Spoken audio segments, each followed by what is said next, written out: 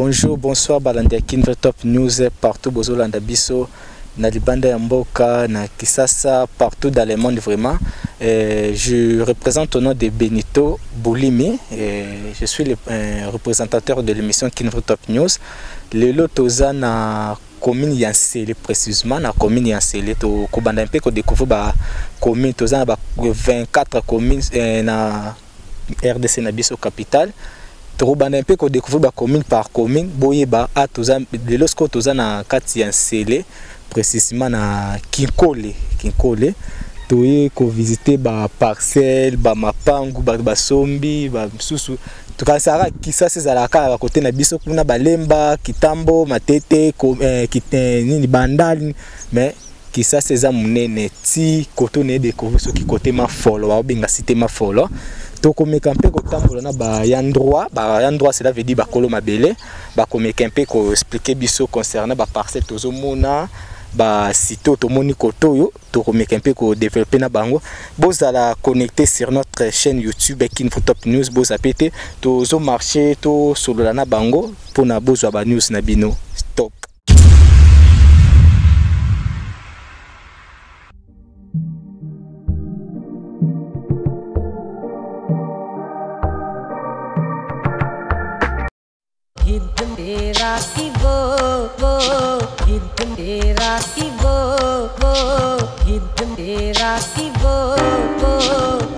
Cela veut dire bakolo mabele ba mukwantoto d'autres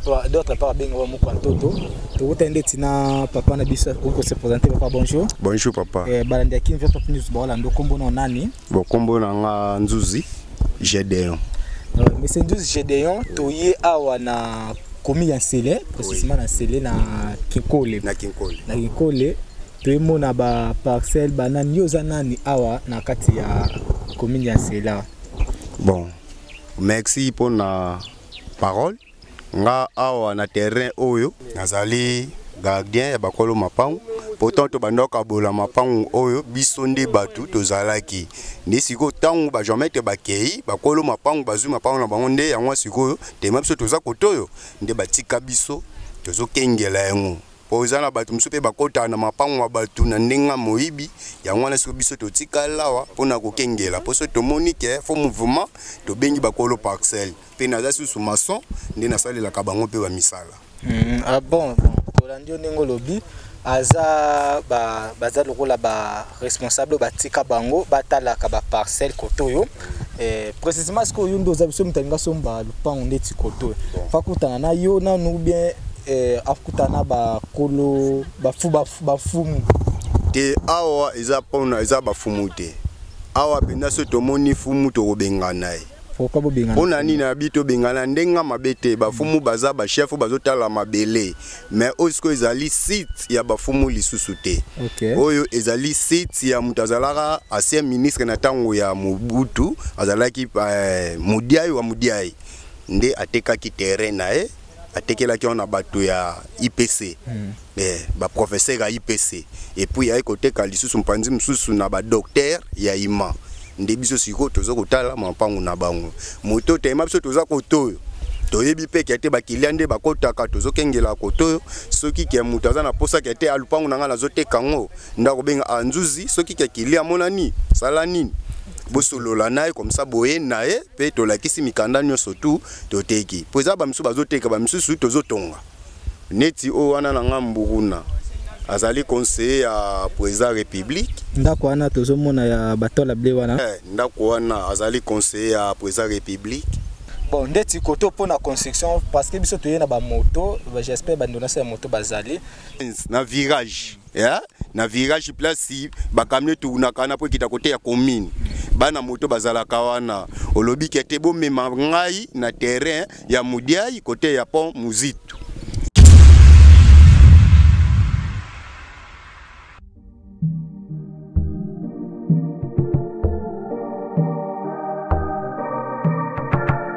Awa penda biso toza calme to apenza kimia vraiment kimia zali so mutu ana posa ouais uzana raison na moi déjà mutuka yango moni donc c'est pas simba mnene mituka pe kotaka papa ko cité na moni mutuka moko déjà yango parce que biso to yena ba moto to dendi forme na moi déjà mutuka papa za na raison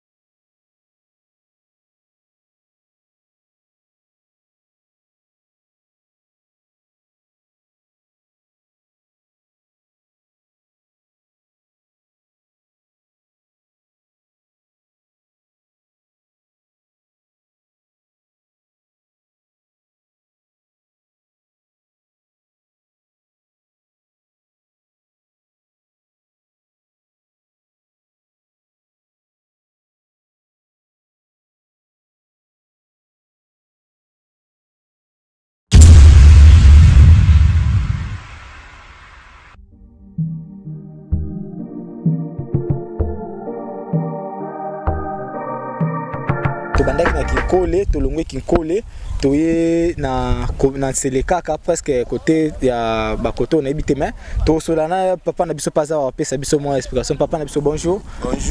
moi liloba pa balandi ya Kin Top News ba Orlando na libanda ya mboka partout kombo na nani c'est présent kombo na ngai Dudu sima ezana nu tozana wapi tozana selea koto na OCC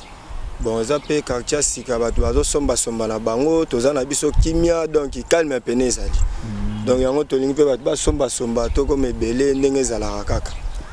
bon à part ça ndeti na CLA na moni banda comme ya kitoko ezotongama déjà biso pe j'espère déjà bande na biso bazozwa ba maître biso pe bientôt là to ça la construction na biso ba o basombe ezaka bino bana quartier ko to be bato muso ba ba musika ndi ba somba bato ba uta ba misika bazosomba partout donc à part ndeti OCC to moni ana bolaxi biso kuna nani so sonde oyibi ke palene za koto banani bazali banani baza banani ba konzo banani Shada pas ba mapangu na yawa la bino monde bo mona après combien d'années de koto ve comme appelle rola ba lemba ba tonge ba bandal kumna bon